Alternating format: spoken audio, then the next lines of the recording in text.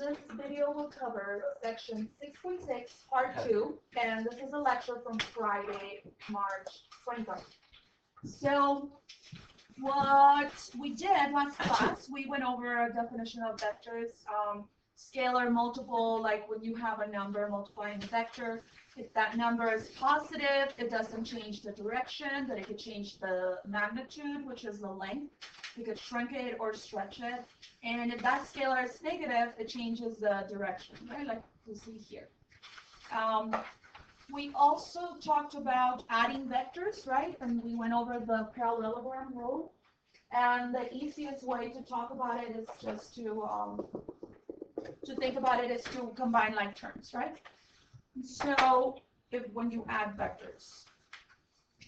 Okay, and then we did something at the very end where we defined the I and J component, right? So the I component is the horizontal component. And don't confuse it with the imaginary I from like last semester, okay? It's totally different. And then we went over what is the J component, and that one is right here. And it is the vertical one. So now, when we have a vector written in terms of I and J, it's a lot easier to graph them because the origin or the initial point, every vector has an initial and a terminal point, right? So the initial point will be at the origin, and the terminal will be represented by the coordinates will come from the coefficients from here and here. Yeah, do you guys remember that? So A is going to be the horizontal coordinates, and B will be the vertical coordinates. The A and B will be numbers, okay? Then we went over about how to find the magnitude. So when we do not have a vector written in I and J form, we have to use the distance formula. However, when they are already written in that form, it is enough to just find, use Pythagorean theorem, the square root of a squared plus b squared. So what you're pretending is that you're finding the diagonal, which is which will be c. We were talking about Pythagorean theorem. Okay. So if you solve for c, it will be the square root of a squared plus b squared. And so that's what we're using to find the magnitude. Okay. And then I believe that were we able to graph the vectors here or no? Yes. You guys did? Yes. You were not even here. Yeah, that's done. We were on checkpoint 2. Oh, really? Okay, great. All right, so let's just move on to checkpoint 2. So initial, what is the initial point of this vector? The origin, very good. And then our terminal point, and we have to be very careful with the signs. So it's positive 3, comma, negative 3. So go ahead and graph it. So initial point, and then we have our terminal point. Like that. Okay, and then we have to find the magnitude, so let's just do that for fun. So magnitude, remember the symbol is that it looks like a double absolute value. This will be the square root of 3 squared plus negative 3, and then square that. So it will be 9 plus 9, which is the square root of 18. And we could, my math lab won't take that answer, right? What do we need to do? We need to find two factors of 18. 9 and 2. 9 and 2. Why do you choose 9? So that you can take the square root of that, which is 3. Very good.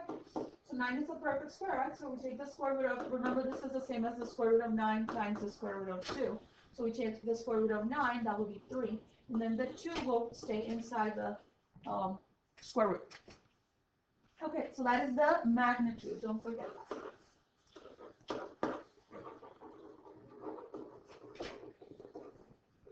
Okay. Any questions so far? No, right? It's pretty easy. In fact, I think I taught my first period too slow today. So we keep going, and now what we're going to do now is convert vectors that are not in the IJ form to the IJ form, all right?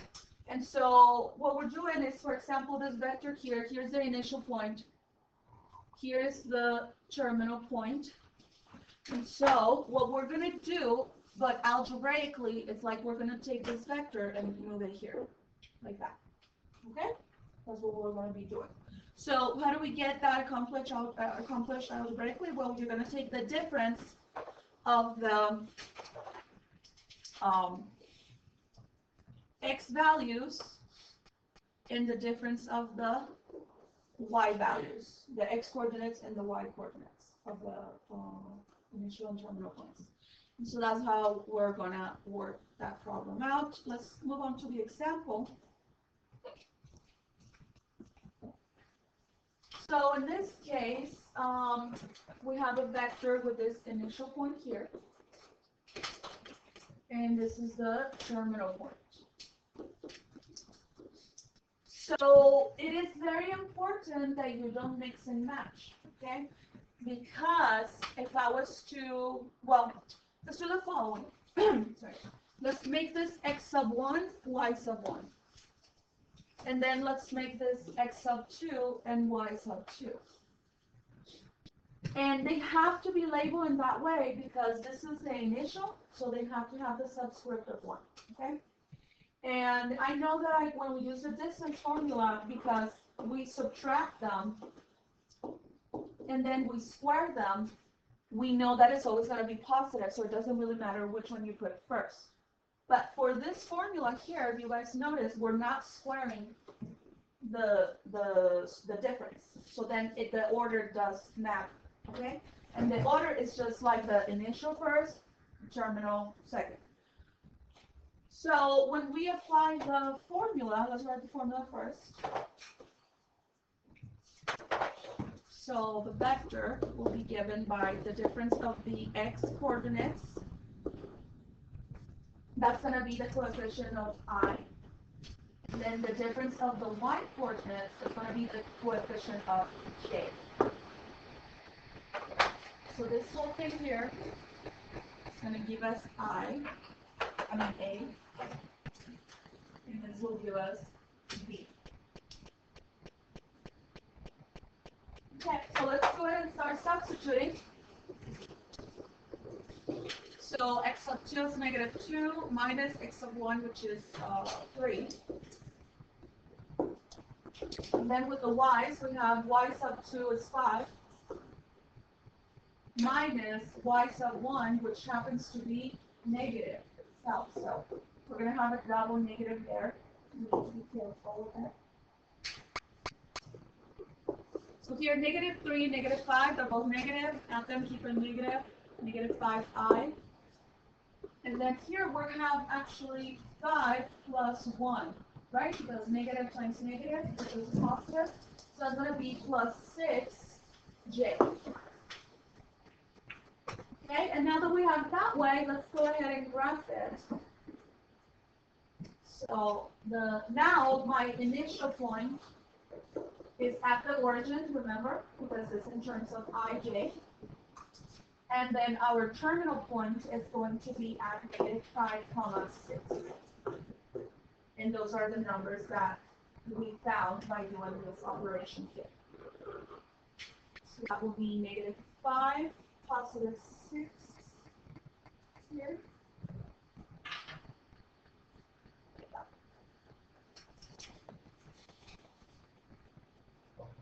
And do we need to find the magnitude? No, we don't. So the question. Yes. So there's like no exceptions. It'll all the initial will always be at the origin. If it's an ij, yes. Can we just like other numbers To find I and j from the initial and terminal point. This is what if subtraction equals 3 and -1? You can just subtract 3 from the other one, and then add 1. Well, the reason I said we cannot switch the x1 and y1 with the x2 and y2 is because if we were to do that, let me just show you quickly what will happen. So if we do this in reverse, right? So it will be something like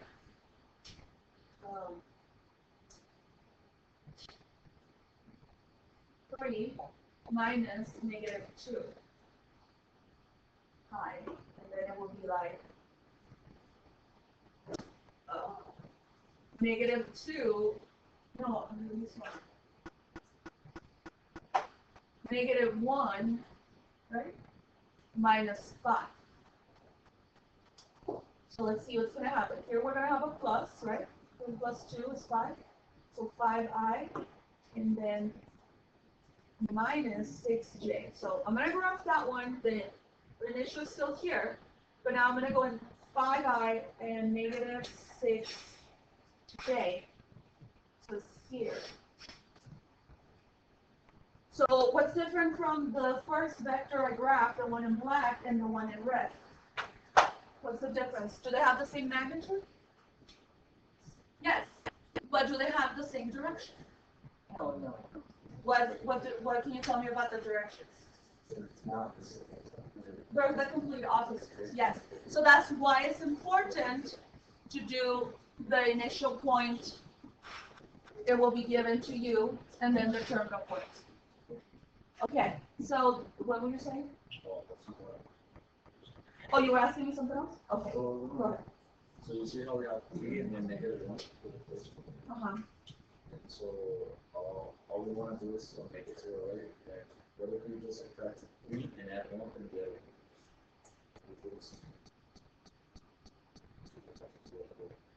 Subtract 3 and add 1. Yeah. Okay. No, because if you do that, then you have a 3 and a negative 1, right? So if you said subtract 3 and then add 1. Okay. So then this will be 0, 0, right? And then we take the other point, negative 2 and 5, and then you say subtract 3 and add 1. So that will be negative 5 and comma, positive 6. So yeah, actually, yeah, you're right. Very cool. So in reality, you're doing the exact same thing because you say subtract 3 and add 1. So it's the exact same. All right, so next one. We're going to add them, add 2 vectors, and then subtract them, okay? So the idea is that you add the horizontal component, and then you add the vertical component. And then to subtract them, you have to be very conscious about distributing that negative sign, okay? So let's do first the addition. So the 2 vectors in question are here. Vector V and vector W. And this is just like combining like terms. Like you put all your x's together or your y's together. Okay? It's very simple. So I'm going to write for part A as V plus W. And that will equal to 5i plus 4j plus 6i minus 9j. And so I want you guys to combine like terms. So 5i plus 6i. So how many i's again? 5 plus 6, 11.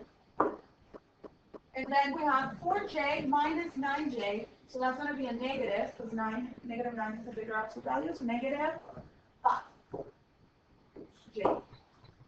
Pretty good. Pretty easy, right? Now when you subtract, you would just have to be very careful that the second vector, which is called W, is going to have the in parentheses. We're going to put a negative sign in front of it, and then we're going to distribute it. So first I'm going to copy vector B, 5i plus 4j.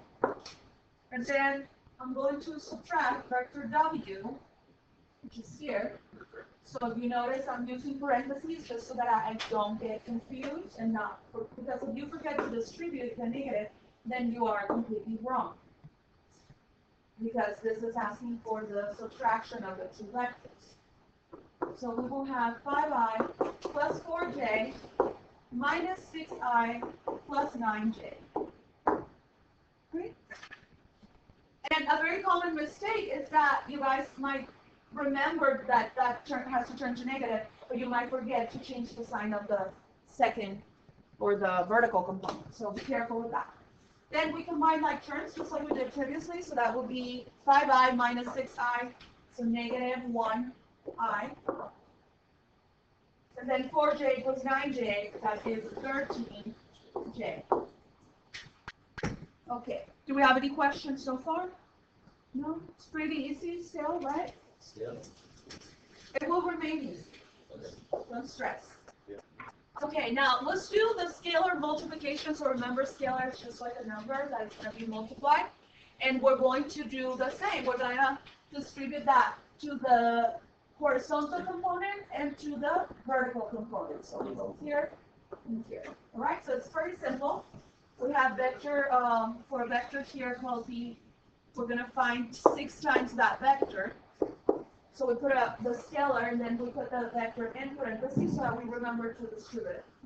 So that would be 5i, that's given to me, it's right here, plus 4j. And so that will be 30i plus 24j. Okay, now you guys do the next one. And make sure you distribute the sign as well.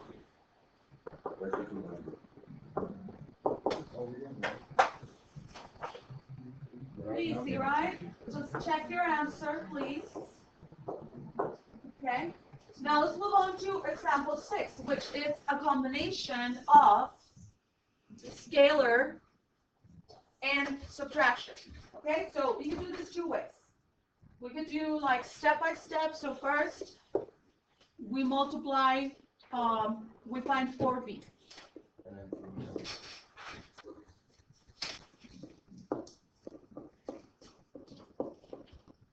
So that's going to be 20i plus 16j. Then we're going to find 2w. Now here you have a choice. Do you want to find 2w or negative 2w? Negative. Okay. And it doesn't really matter as long as at the end you remember to put the negative in front of it. But yeah, we could do that, negative 2 times. And then please, if it's asking for negative 2w, don't go and grab the components for the other vector, because that's the big mistake. Okay? So make sure you check that you're getting the correct vector. So that will be negative 2 times 6i minus 9j. That will be negative 12i plus 18j. Now, since we already distributed that negative, right? You guys know we did. We'll here, and then this one turned into positive because we had a negative times negative. So since we already distributed that negative, then over here, what we're going to do is just combine like terms. So 20i minus 12i. AI. And then 34. 16j 34J, yeah. plus 34j. Okay? Now, my first period was a little confused because they were like, well, how come we're not subtracting if here we have a minus? Just because we put the negative here. Hey. I'm kidding. Okay, the other way to do it, you could just do the distribution in the combined like terms at the same time. So it will be something like 4b minus 2w is equal to 4 times 5i plus 4j, and then minus 2 times 6i minus 9j. So now we're going to distribute. So 20i plus 16j minus 12i plus 18j. And then we combine like terms. So 20i minus 12i is 8i. 16j plus 18j is 34j. Okay, so whichever way you prefer, I'm fine with that. I personally think that this way you make less mistakes. So, but if you don't like it, doing it that way is fine. Just get the little corrected. Okay, so how much time we have? Oh, we're pretty good on time. Okay, so let's move on. Okay, so right here, we do have a thing called a zero vector. Just like there's a zero matrix. Do you guys remember what was a zero matrix? Nope. It's the one with the... With the ones like this? No, that one is the identity, but it's almost like that. So if it's a zero matrix, all the entries have to be zeros. Yeah. So we have a zero vector. And the zero vector, so highlight the following. So the zero vector, the magnitude is 0, and it's called a zero vector. And if you had to graph it, well, how would you graph it? You wouldn't. 0. What if I tell you you must?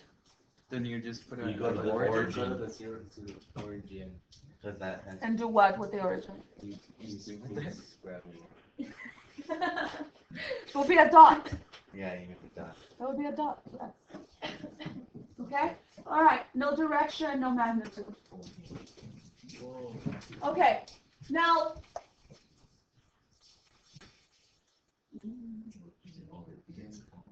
okay, and so let's just go over the properties, basic properties of addition and multiplication. So if we're adding two vectors, doesn't matter which we add first, which we add second. Okay, so that's commutative. Remember, that's the, and you guys know this from what? Elementary, right? Head start. Since Head Start, yes.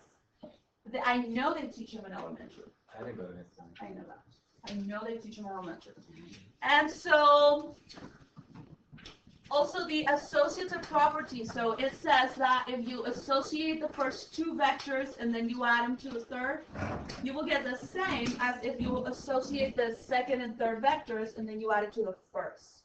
So it doesn't matter which way you associate. Now the next one is called the additive identity. So let me refresh your mind. So if I give you a number, a real number like 5. Whoa. 5, and I tell you what do you need to add to 5 so that you get the exact same number? What's the whole? 0. Minus 1 plus 1. Yes. So if the number was -1, no, you're thinking about something else. You're getting ahead on the next one. So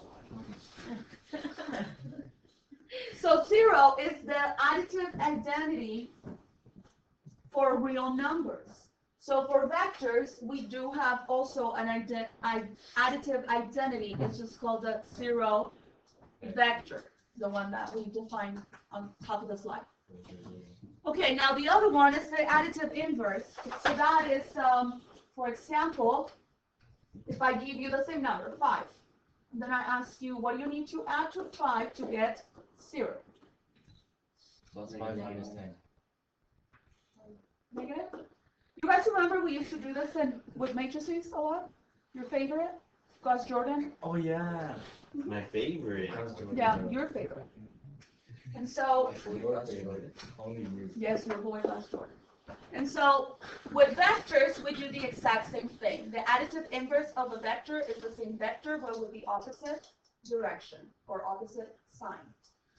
Now, for multiplication properties, we have also associative,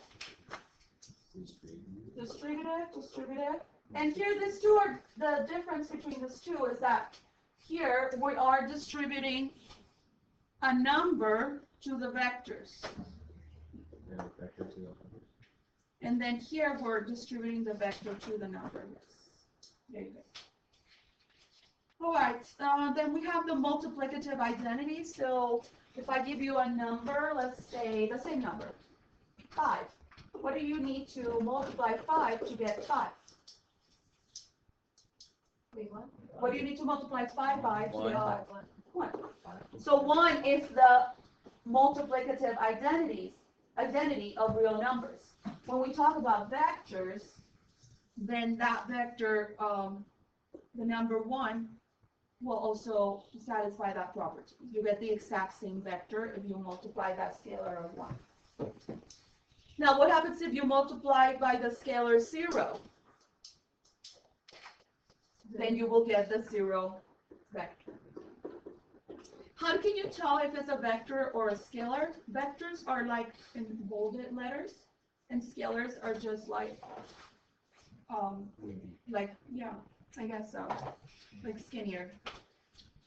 Okay, and so just with numbers, what do you have to multiply 5 by to get 0? 0. Okay. And then the last one, magnitude, if you have a scalar, you have to take the absolute value of that scalar. And then magnitude, just like you know how to do it with either distance or Pythagorean theorem. Okay, so we're almost done, which makes me very happy. Not really. Okay, unit vector. So let's write this definition quickly. So the unit is also written on the board over there. So the unit vector is a vector whose magnitude is 1. Okay? That's all I want you to write because the rest is already here in this little table. Okay? So let me give you an example. Let's pretend that we have a vector, and I tell you the magnitude of this vector is 4. 4. And then I tell you, find a unit vector. So if we're saying the magnitude has to equal to 1, right? Find a unit vector from here. So what we're going to do is just stop it right here. So it's going to be like a little baby of the original vector. But the magnitude is just 1. Okay? So because of that, what we're going to do is take the vector, the original, and then divide by its magnitude. So it's going to be the vector in I and j terms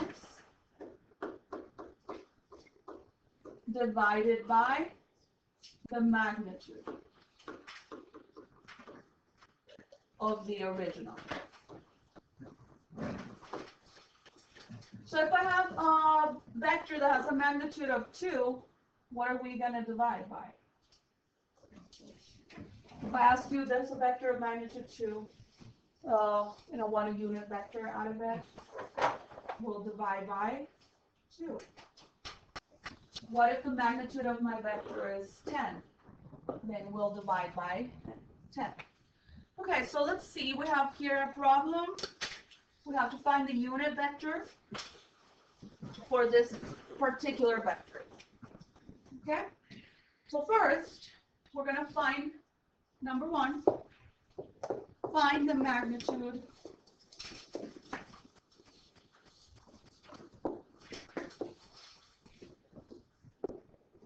of vector v. So we're finding that. And so we're going to, since it's already written in I and j form, we're going to use the Pythagorean theorem. So we're going to square the horizontal component, and then we're going to add the square of the vertical component.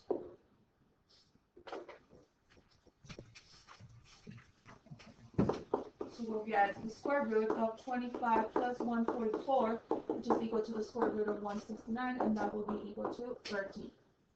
So our vector has a magnitude of 13. So now step 2, to find the unit vector,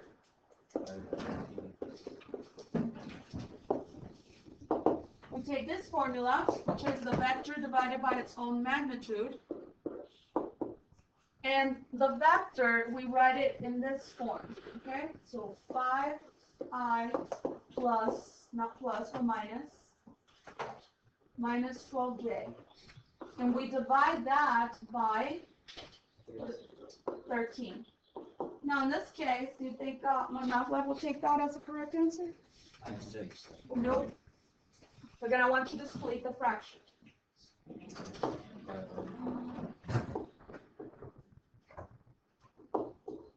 Do you guys think it will take that?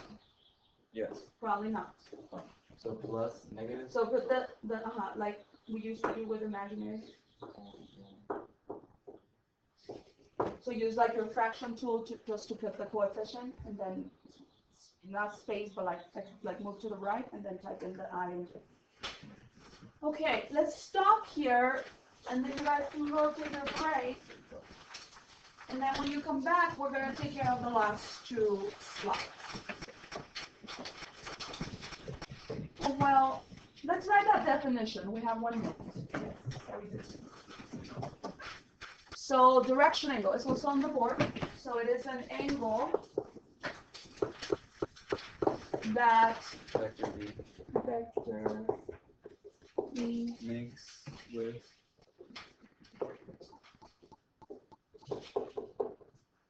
positive x-axis.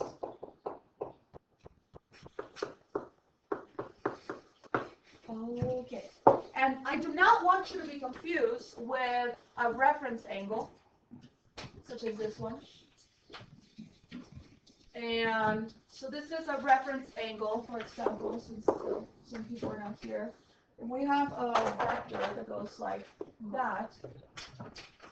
And I ask you to find the direction angle. It's going to be the one formed with the positive x-axis and the vector. So this is the direction angle. So please do not get that confused with the something like this. That is what we used to call the reference angle. Something like, if this angle, for example, was 135, you will tell me something like the reference angle is 45, right? But the direction angle is still going to be 135. Also, do not confuse them with bearings, okay? Bearings is the one that go from the north-south line. For example, if I tell you north 20 degrees west. So then we go in this direction, right? And this is 20 degrees.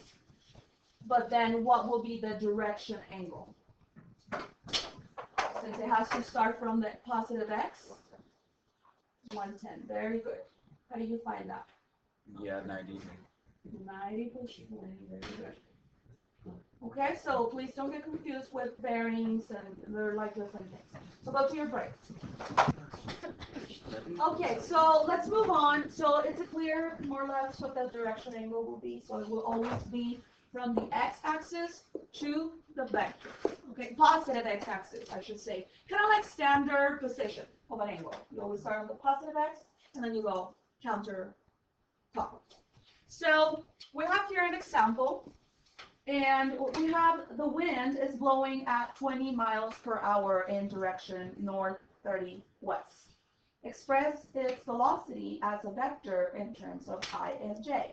So this is what we are supposed to get, right? And so what we need first is to find the magnitude. Now sometimes the magnitude is given in the problem. Could you guys see where the magnitude will be? Matt Sebastian? What is the magnitude? Jeremy? The magnitude. That's how fast. It's a number. It's in the problem. Isn't that how like far it is? Yeah. It's the distance, and it's actually the 20 miles per hour. What's the 20 miles per hour? 20. Second. Okay, and then we need to find the direction angle.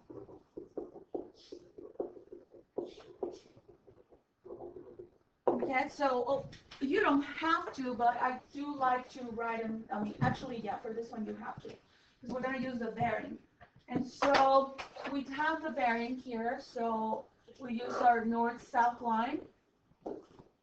And so it says here that it will go in the north, the 30 west. So it's going to go something like that. What's the sign? So the bearing here, this angle here is 30. So then what is the direction angle? So remember it comes from the x-axis, positive x-axis, to the vector. 120. 120, and how do we know that? I just got 90. You just know. Okay, you just know? Okay. I wish it would be like that on the test. So the angle is 30 plus 90. Very good. So the direction angle is 120. Great. Now what we're going to do is let's move up a little on the slide, and we have the formula here. And so the formula states, remember how we've been talking since day one about how sine is related to the y, or to the vertical component, and how cosine is related to the x or to the horizontal component. So that's how we're going to get those numbers that would represent a and b, by using the magnitude times the cosine of the direction angle, and that will give us a. And then we'll do the same, the magnitude times the sine of the direction angle, and that will give us b. So we're going to copy the formula here. So I'm going to call it F for, well, it's called B. F is very common because it's force, and even just wind, that is force. Even gravity is force. So in this case, we have the magnitude of the vector times cosine of the direction angle, plus, copy the formula, even if you have it up there, it's good for practice, sine of the direction angle, and then j. So we have everything we need. We have the angle, and we have the magnitude. And you might not have one yet, but the calculator cabinet's open for you. So we substitute, and then cosine of 120. I mean, we could do that by 20. Sine of 120, j. Okay. So who's going to get the calculator? Okay, all of you get calculators. That would be great. Okay, so do we have it? Yes. So we are going to need two numbers. The first number is 7.3. Wait, you want in degrees or radians? Oh, it has to be degrees, guys. That's the rate of 10. It's in degrees? Negative 10? Do we all agree? Negative 10, and then we still need this letter, I. How many decimals do you want us to write? Well, I don't think the instructions specify that, so if it's a question for my math lab, just make sure you guys pay attention to that part. And then for the next one here, what do we get? 70.32. What the? No? Yes, no? Oh yeah, 17.32. It has to be in degrees, guys. And that will be the number for J. It says I got 10 square root of 2. And remember, you can type, at this point, you are able to use your calculator. You're going to take the test with the calculator, so you could type all of this together. Okay? But make sure it's in degrees. If it's not in degrees, it won't. Okay, so let's go to the last problem, which is like your graduation from all this. And so we call this problems, well, first, we need a definition. I need to look it up. The force vector. And so we're going to use two vectors that are working together or maybe against each other, we don't know. And so we're going to call them f sub 1 and f sub 2. Now to help us out, I'm going to, if you have a highlighter, like 2 colors or something like that, try to do that, get your stuff organized. So for the first vector, f sub 1, the magnitude is 10.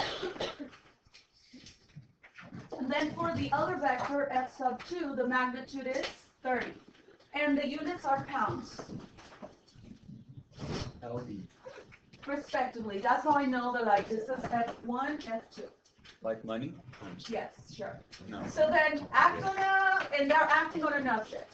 The direction of f1, it has this bearing here, north 20 east. And the direction of f2, it is north 65 east. Find the magnitude and the direction of the resultant force. So let's write this down first. Resultant force is going to come from adding the first vector to the second vector. The problem is that we don't have anything to add, and this will be added in I and J forms. So that's what we're gonna have to do first. Okay, and then after we do that, we turn every vector. So we're gonna do kind of like what we did on the previous slide. What we did here on the bottom. We're gonna do that, but we're gonna do it twice. We're gonna do it once for f sub 1 and once for f sub 2. All right? So to make things easier and faster, you guys on my right will be the red team. You guys on my left are the blue Green. team. Blue And team? then blue. And then you two are the green team. Oh, who? Us two. Yes. Thanks. So you cannot participate with the blue team, We're okay? gonna fail. So, So we can't talk at all? so the people can get a chance. Okay, and so let's start. So I'll walk you guys through it. So for f sub, well, let's draw them first. Okay, so f sub 1, we have a bearing of north 20 east. So red team, make sure you draw that correctly. And the magnitude is 10, so I'm going to make it a little short. Actually, I don't want to draw it here. I'm gonna do it right here. Sorry.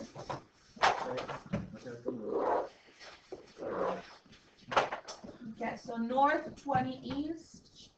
So maybe here. Well, I don't want to make it too long. Because what is the magnitude, guys? 10. 10. Right? So the magnitude is 10 pounds. And then we have the one in blue with a bearing of 65. 65 east. So we go north 65. No, And then it's going to be like 3 times as big as the one in red because the magnitude is 30 pounds, right? Does that make sense? 3 Yes. times as big? yes. So 1, 2, 3. And I'm just estimating the 65, okay? Now, remember that you have to find the direction angles, and those are not the bearings, all right? Do not use those angles. That's a very common mistake.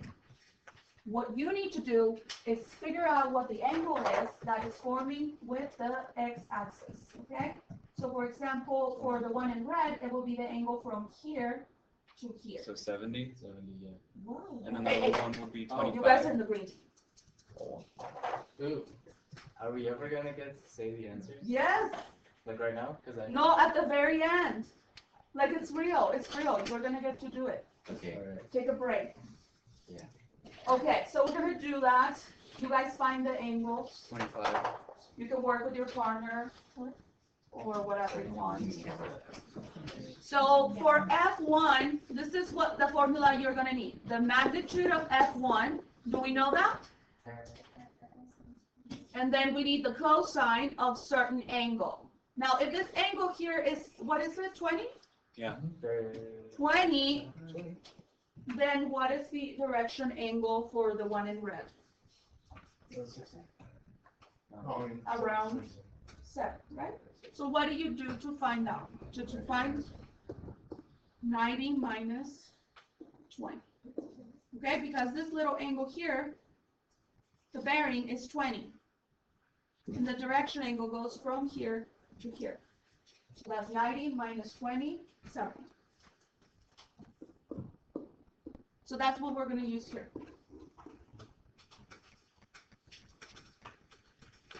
And then for f sub 1, actually, we could just substitute that. Well, I kind of like to write the formula first. So f sub 1 will be the magnitude of f1 cosine of the angle with the subscript 1, because we have 2 angles here, 2 vectors. And then that will be the I component. And then we get the magnitude of that multiplied times sine of theta sub 1, and that will be the J component. So then what you guys need to do is substitute. Now, if you're in the blue team, if you're in the green team, you should be taking notes. But if you're in the blue team, then you're going to use the magnitude of the second vector, and then the cosine of the direction angle of the second vector. So do we have that direction angle? So would it be 60? cosine 60? Is it 60? I don't know. It just 60. So what is the bearing here? It can be 677. Yeah, so the bearing was 65, Oh. right? So it's 20. So it will be 90 minus 65, and so that will be 25. Yeah, 25. That is the direction angle. Do we get a point for that? No, I don't know. So then the magnitude and then sine of the, oh, and I'm forgetting I, and then sine of that angle, and that will give us the number for J.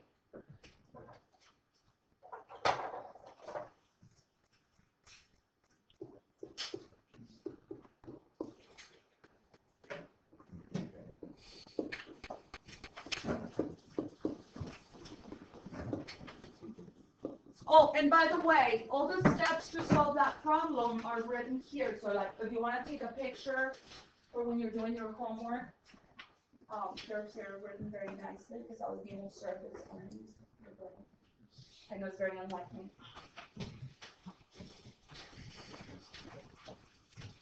Okay.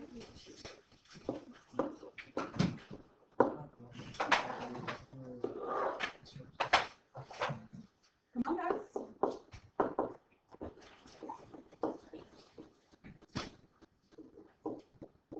And make sure you are in degrees. Okay, I'm gonna call someone randomly, sir. I wanna see you with your calculators, trying, struggling. Come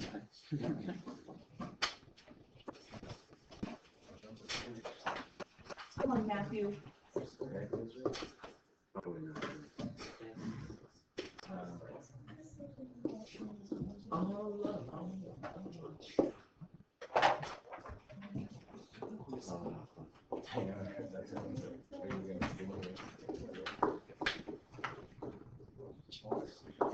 And that one says to do what?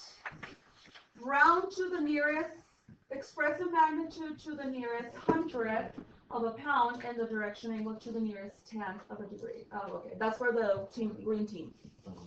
Okay, so red team, what are coefficients? Oh, okay, so I was gonna pick someone.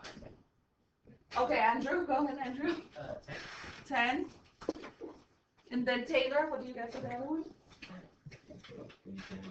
Wait, no, sorry, I thought you were, no, it was 3.4. 3.4? Yeah. 3.4, do you all agree? Yes, it's And then what is for J? 9.4. 9.4. Thank you. Okay, now blue team. Catherine? 27.2. 27.2. And Jamie?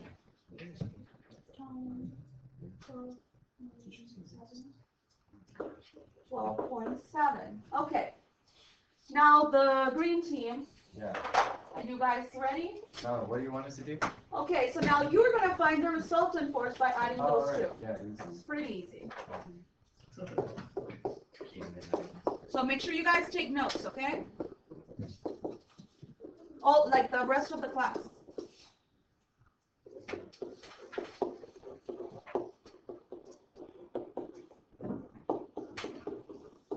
And if you guys want to start turning on your laptop, because we're almost done.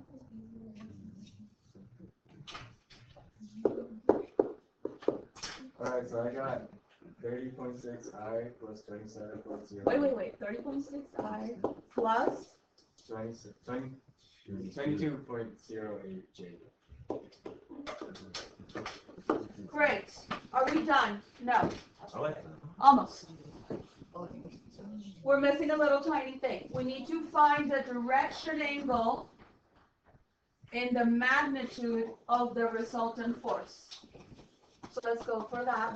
It's easy, we know that. Yeah. The magnitude of F, we need Pythagorean theorem.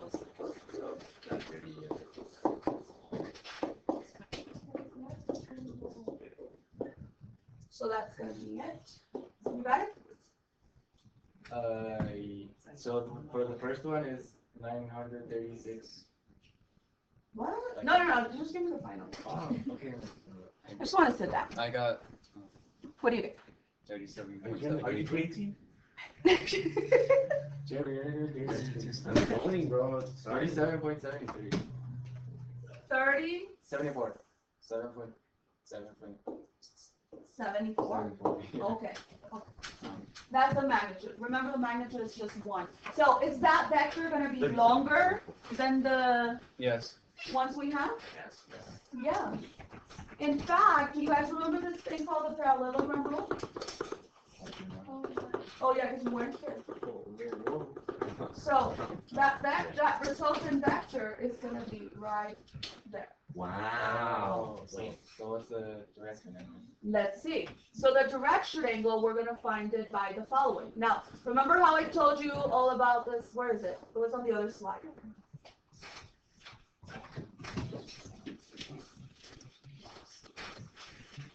Right here. So I want you to focus here. Ah, here. Okay. So if we have something in terms of I and j, isn't it true that this is the horizontal component, right? Or the x component, or the cosine, right? And then the b represents the y, or the vertical component. And so if I use, for example, tangent of an angle, it will be something like sine over cosine, or I could write it in terms of y over x, or I could write it in terms of b over a. Are we comfortable with that? Please write it down. We all know you don't have photographic memory. Huh? I'm not sure. It's around that. 45. Okay, so then if I'm telling you guys the following, the tangent of theta is equal to b over a, then if I want to solve for theta, I'm going to need the tangent inverse of b over a. That's simple. Okay, so we're going to need that formula for sure. So we go back here, and now that you know how to find it, so the direction angle for the resultant force is going to be tangent inverse of b over a. So that will be tangent inverse. And make sure you do b over a, okay? Do not mix them. 35.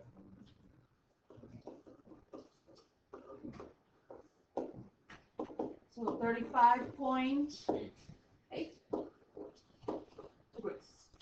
Now see if it kind of makes sense. Oof, I was a little off on my drawing. That one looks more like a 45, but you know, just imagine. Pretend that's 35. Okay, and that's it. We're done. So now do your homework, please. Gross.